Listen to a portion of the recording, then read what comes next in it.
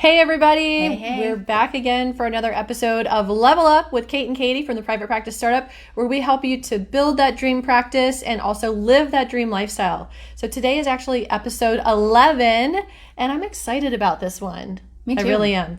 Thank you, TherapyNotes, for being our sponsor for this series. We really appreciate you and all the work that you do building amazing EHR platforms and practice management systems to really support clinicians and being able to focus on what they love most with seeing clients. So definitely click the link to take advantage of the 2 months for free and use the code PPS, and you'll be able to experience the quality of their platform. So today's question comes from actually friend and colleague, which is great, is Roberta Alves, who actually also took our marketing e-course. Yes. And here she is asking us a question on how to build an e-course. So her question is, whoops. It's Where'd it sliding go? all over. I'm working on building an e-course, kudos, and I wanted to know if anyone had any good resources such as podcasts, books, or e-courses themselves on how to create a successful e-course. One of the things a lot of times that I really like to suggest is, sometimes in life, like we go through, like we're interested in a podcast, so we listen to a podcast. But the really cool thing is if you're going to create a podcast or e-course or whatever it is actually go in and start listening to them, looking at them from an observer point of view, and notice what you like and what you don't like. So that would be one suggestion. We have many. Yeah. It's exciting, Roberta, that you're at the place in your career that you're really ready to level up and scale with an e-course. It is an insane amount of work. Katie and I have spent the past year, blood, sweat, and tears, pouring our hearts out and our souls out into our private practice marketing e-course. We launched it earlier this year, and everybody who's taking it is giving us amazing feedback, which is so validating because it is a labor of love for sure. With that being said, you want to make sure that you're clear that the topic that you're going to be focusing on for your e-course is something that your audience really needs. Number one, you actually need an audience, right? Because you need a list. You don't want to just create this labor of love project and then be like, who am I going to sell it to, and start creating lists. Then you definitely want to start with having a list built for sure. Yeah, I want to stress how important that is. So one of the lucky things that even though it took a year for us to create our marketing e-course is Kate and I first, we tested and measured it for about 2 years. We did one-on-one coaching, we did group coaching, and we assure that this is something that our community needed and wanted. So you want to do that. The other thing is we've been building a list for as long as we've been a business. Yes, so we have. We've already had that aspect. The other thing is we already knew how to market and write copy, and we already had the systems in place. So here's the thing is, yes, you can create the e-course, but the e-course is one portion of all of the other things. The e-course is the product, but then to launch and market the product, you also need other skills, information. So it's a great suggestion, not only to jump into an e-course, and I'm sure whatever e-course system or platform or coach or mentor you hire or use is going to talk to you about really creating a list first. And that's providing free, valuable content. And you can do that through a podcast, a newsletter, Facebook Live videos, things like that. So you want to have that in mind as you're building your e-course. Yes, definitely.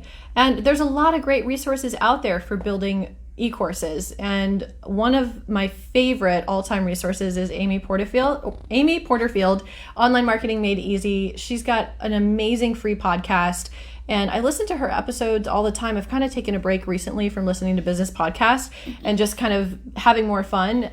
But I've listened to so many of hers, and her free content is content that I would almost pay for. It's so helpful. So definitely check her out. And she's got a whole program for how to build e-courses and how to build lists and all sorts of good stuff. So she's an amazing resource. And also DSG, David Sigmund Garland, he has a great program for how to build six-figure profitable e-courses. And we took that several years ago, actually. We've been wanting to do an e-course.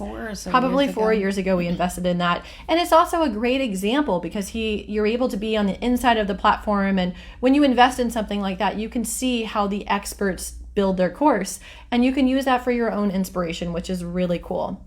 What other resources? We had the Course Whisperer on our podcast, so we'll go ahead and add that link as well. Yep. She talked about how to create an outline for your online course. And that's really essential, right? So not only first testing your audience to ensure that this is what they need. And one way, if you have like an idea of what you might want to do, I know, Roberta, you are the anxiety expert. So if you're doing something regarding like anxiety, is you want to ask the audience, like, what are you most struggling with X, right? Whatever your X is, and see what they say and the more common themes that they have, that's where you actually build your course around. Actually, another great person, even though he's not an e-course person, is Jeff Walker. So he talks about the launch and really creating a product or service, and that's a great way to understand what the audience wants. And just like therapy is that your clients will tell you everything that you need to know about how to work with them. And so when you're creating an e-course, really tap again into your audience, and they'll tell you everything you need to know about what they want in your e-course, and that actually begins to create your modules. So it's a really cool process.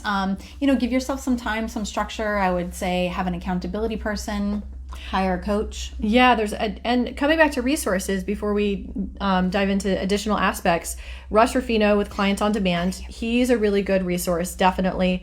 And then Katie Keats-May, she also teaches therapists how to create e-courses and have that passive income stream. So we will make sure to list out all the resources mentioned in this episode and in the show episode. Yeah, and with Russ Ruffino, so he has a very interesting model, right? He talks about, he comes from a model of like a high ticket sale, right? So I think it's e-course and coaching, but they utilize a lot of Facebook ads and things like that to drive the marketing to that. So you don't necessarily need a list. That's kind of his model. So it just really depends, again, where you are, what your goals are, and things like that. The other thing too is outsource as much as you can. Oh my gosh, you guys. Yes, outsource as much as you can. Think about the areas of creating this content that you really enjoy.